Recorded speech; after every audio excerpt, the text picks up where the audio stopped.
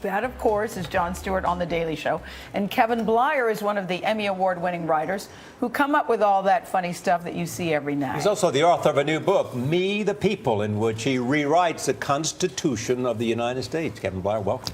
Happy to be here. Pleasure. Although this is embarrassing. I was told I would be talking about golf and video games. And apparently that thunder has been stolen. Switch, yes. By Butch, indeed.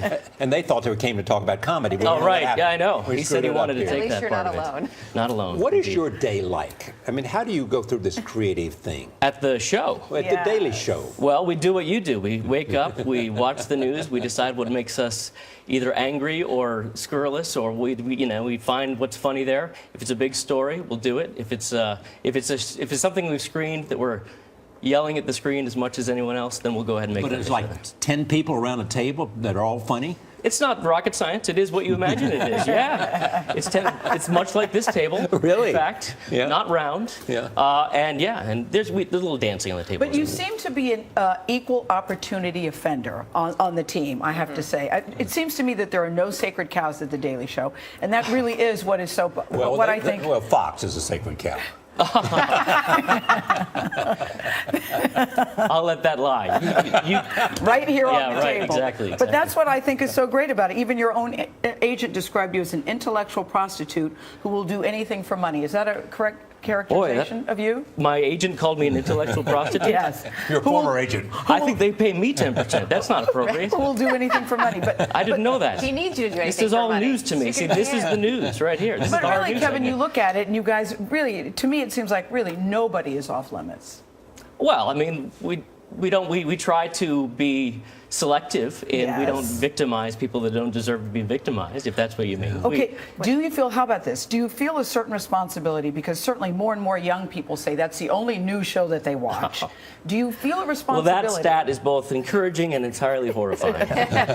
Because one would hope that they would have a vast recipe. That They don't. Ingredients of many news stories. They don't. They rely on John and his posse. All right, well, shucks. Do you feel any responsibility about that? Do I feel responsibility? Yeah.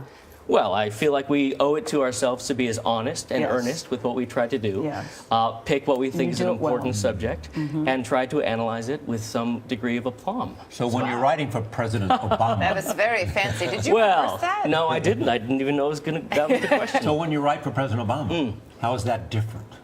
Oh, well, when I write for President Obama, it's because I get to, I certainly enjoy the idea that the leader of the free world, as it were, enjoys my joke. Or that you're putting words into the mouth Well, of the man leader has of an the free world. incredible sense of humor. I don't know if you've noticed that. He has the ability to deliver like a showman. And you know, any writer enjoys that moment, as he often delivers, which is he'll tell the joke. Yes. And then as the laughter is dying down, laughing. he chuckles himself. Yes. And that's a really fun thing His to timing see. is Yeah, good. yeah, And we should point out, we showed a picture of him there at the White House Correspondents' Dinner. We bring this up because you wrote for the last, all of them actually, that he's attended? I'm happy to serve at the pleasure there for those jokes. Sure, certainly. So when the president calls, you guys respond?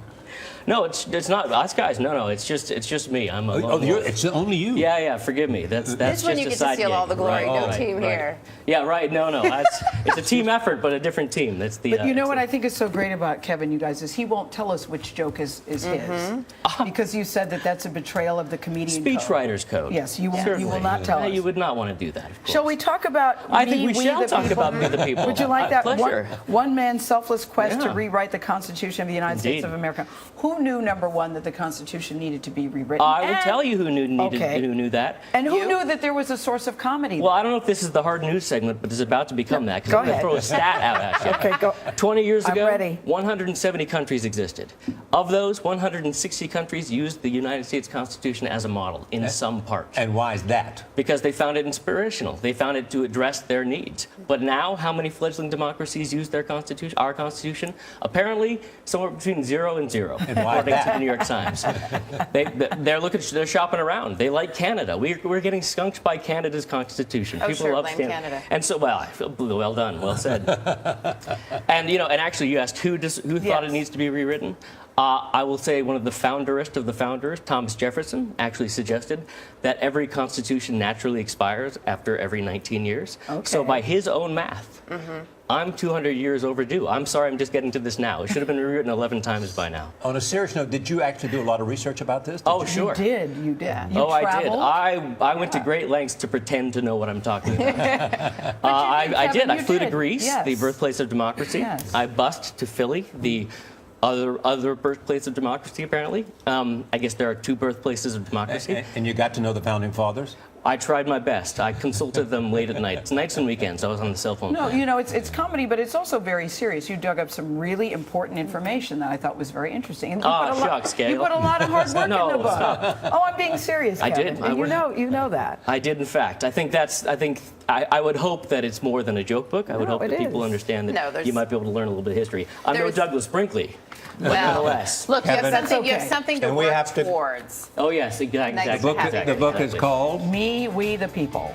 Kevin Bleyer.